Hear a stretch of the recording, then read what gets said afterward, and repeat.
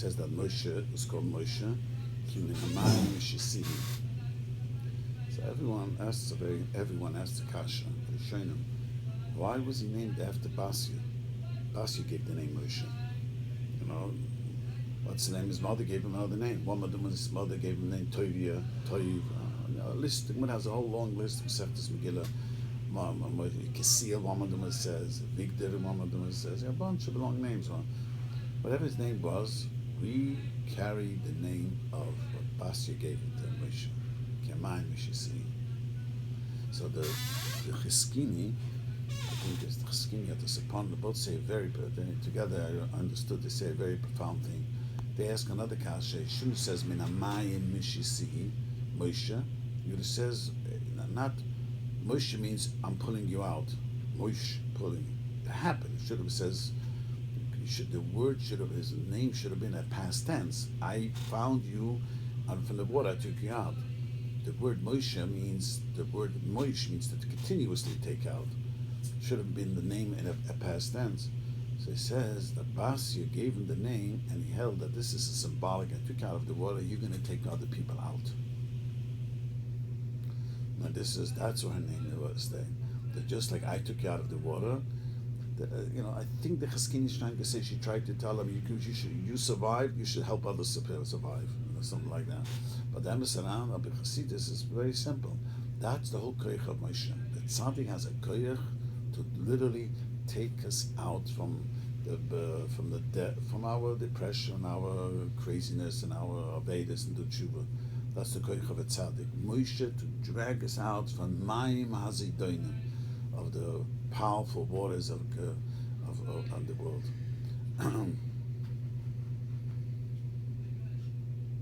In Kitaman says it twice. Many other Chassidim don't say this, but it says every person is connected to Moshe Rabbeinu.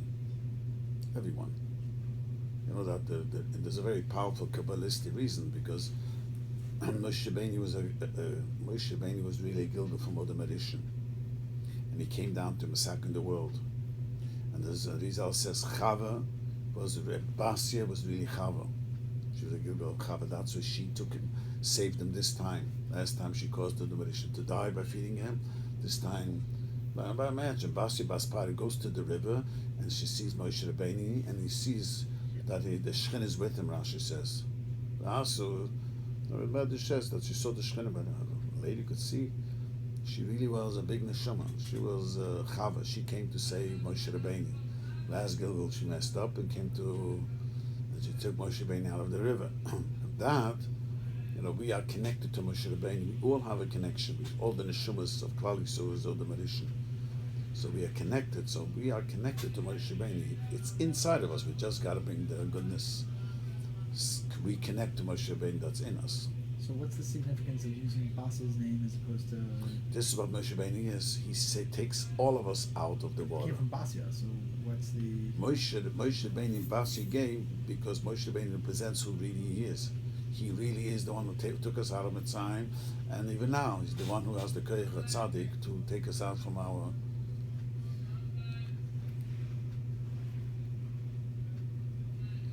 So he says, M'choim Shifto Hishgiach. That's a pasuk in the same davening, Shabbos, the Vishanas, in the Kapitel Tiram. M'choim Shifto Hishgiach, and what the Rosh Tevis is Moshe. Who's the Mishgiach of the world of the Torah should be learned? Yeshiva has a Mishgiach. M'choim Shifto Hishgiach is Moshe Rabbeinu.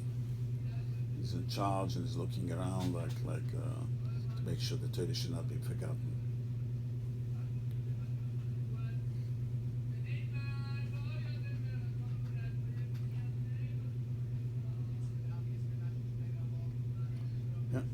That's why we need to learn every day Chassidus. You should know that every day. You can make his brother this every day. Otherwise, we forget what we're here for. We get caught up. That's why his brother is so challenging. Make his brother this day.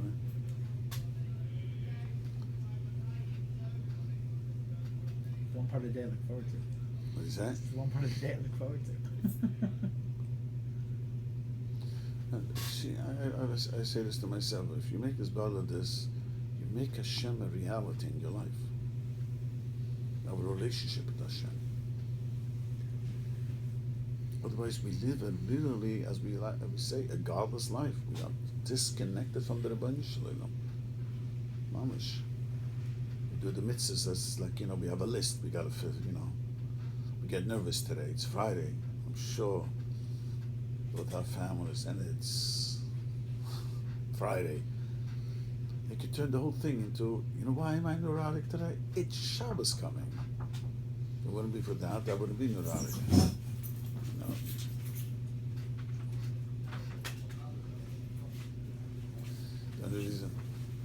The only reason we are this way is because of Shabbos. Everything you could turn into a positive thing. Really. And it's not. Most people come Shabbos, you're nervous, and there's everything you could say, like, why am I doing this? But I always work, the more I do as well with this, then I could be consciously aware of what I'm doing during the day. Otherwise, it becomes, you just do it out of habit, and you could be conscious. Why am I doing this today? Why am I nervous today? Because, Friday night I walk home and think, why am I walking? Why am I not taking the car? I'm keeping Shabbos. I rub it in. I am walking home today. Tonight I'll be walking home in the rain. That's the school of Shabbos, is that whether it starts at 4 o'clock or 7 o'clock, we're all rushing into Shabbos. That's the beauty of Shabbos. I think the beauty of Shabbos, now that I've done to have the children, Shabbos, I could calm. Right? Always rushing into Shabbos, 4 o'clock or 7 o'clock, somehow, it's school of Shabbos. I know, that's beauty. I don't know what it is. It's just amazing. But you could turn everything. Why is everyone nervous? We said last week, which makes a lot of sense. Like, today's the day to actually think about it, because you have something to get towards, which is the Shabbos. What? Everything happens on Friday. It's the worst day. And we said yes last week. No. It's the day you pay attention to. People always tell me that everything happens Friday. So it's not true. When it happens Friday, you remember it very well. It's not Friday that it happens. It's not Chalabayda things happen. When it happens, that remember that very well. But it's true. Like if you make his bud, the main thing of is when you make his bud is become aware of what you're doing. Become much more self-awareness, not just aware. Helps in relationships. You understand that you're angry. You realize you're angry. You realize you're in a bad mood. You realize you don't let it out on others. Part of keeping a good relationship is the self-awareness. You could get home in a bad mood. Most people, not even aware in a bad mood, they let it out on everyone around them. Shem Shemayim, why are you doing homework? I never do the homework on time. Why is the house such a mess? Every night the house is messy. Why are you so time? You act like, Shem Shemayim. Not aware that how, the self-awareness. The more you make this bottle of this, the more self-awareness you get. More and more open during the day? Yeah, if you make this bottle of this every day, you'll notice that as the day turns, you are more aware of your feelings. What am I doing? What is this? You're aware of your insides. Most people are not aware what's going on inside of them. They're in a lousy mood, and they let everyone around them feel it, especially your wife. I have a joke with my wife always. I used to say, she doesn't dwell on it for years, but I used to tease her. She says, the shiksa messes up, she doesn't scream at the shiksa, but me, the shiksa will leave. She screams, I'm not leaving, so you could scream at me.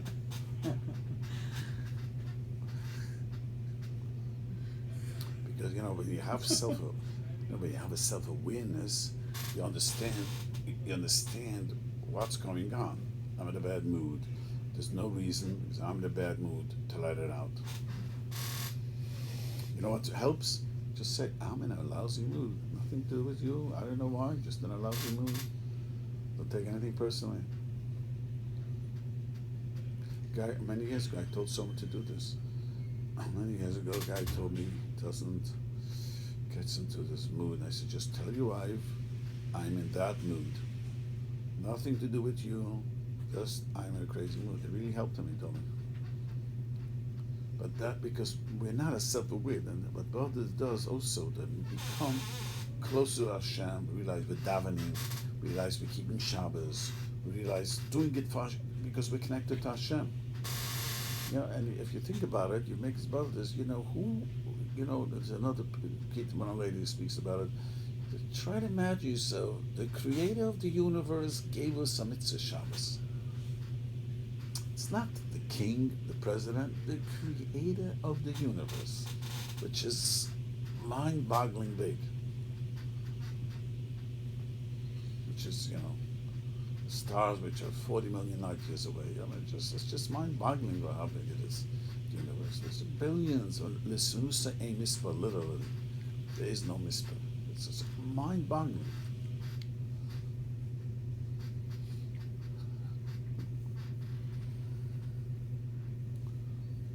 If you think about it, he's the one who gave us Shabbos, and when I'm keeping Shabbos, I get connected to him. Amazing. So the Ketamon says later that a person should really think about how holy Shabbos is, who gave us Shabbos is, and we should be humble that we're keeping Shabbos. We should be humble in even putting on film. I am putting on, imagine the work, the creator of the universe gave me a mitzvah to put on film. Told me how to do it and to put it on. I am connecting to him. See, but unfortunately what we do all the time, we are busy with our body needs. I've said this often. The body is a spoiled brat. He screams and yells. If you don't eat, you all know what happens. You don't sleep, you don't eat, you don't take a shower. And the Shabbos doesn't get so agitated. You know, I didn't learn today. All right, tomorrow we'll learn. Try to tell your body, you know, you didn't eat today. Tomorrow, well, don't fetch. Stop fetching. Imagine you didn't eat. 2 minutes later, he's gonna. I told you I'll take care of you tomorrow. Nothing. No matter what you tell your body, he is gonna scream and yell. But, you know, tomorrow will be another day. We'll start learning tomorrow. Start davening tomorrow. That's the unfairness of our fight that we have. The body has a much powerful thing. When a person does a mitzvah, you need to feel humbleness. Oh, yes. Imagine I'm doing the mitzvah what the creator of the universe told us to do. Imagine that. It's not doing, you know, someone told me to do. The Rabbi Shlomo, which is a mitzvah, like a chum a mitzvah.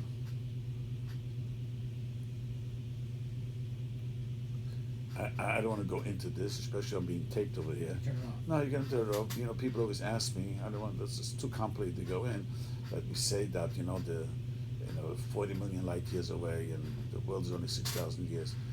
But the pasuk says, "Kachovim ein mispar," correct? There has to be space. If ein mispar, there has to be, the room. So it has to be more than 6,000 light years away. Otherwise, there's no room. If you say a mispar, that itself screams that there's a. The point is not. The point is, it's unbelievable. Just watching the globe over here. It's just, and we are nothing. I told you there's a picture from Mars. Or they're taking a picture of us here on Earth. We are at decimal point. And what? The guy probably looking at Mars, Earth, probably nothing going on there. Nothing. Probably that blue, nothing. It's mind-boggling what goes on here. It's unbelievable. From every cell of your body to every roach and every ant and every mekanare, it's mind-boggling. So the more you think about it, the more you're like, it's unbelievable the greatness of Hashem. And He says to us, I want you to keep Shabbos. You keep Shabbos, I'll bless you with who knows what. Give you Olam Haba. He tells us to be happy. And if you're going to be happy, then you get schar. Imagine, have a good time, and I'll give you a schar for it. I find as brothers makes me in a much happier mood too. Things bother you during the day, but you don't pay attention. You talk to the Breslov, and you wash it away. It's like a nice shower. Made his brothers today yet? Yesterday? $500 for you to do it today? You want to see the $500. That's the problem. It works for me. Every time I say I don't have time, if someone should give me $1,000, would I have time? For me, it works. If it's not, if $1,000 wouldn't do it, you're so tired, $10,000 will show you do it. And you tell your wife you got to meditate. I can't help you with the children, but if you're getting $10,000, she'll kick you out of the house. Go just do meditation.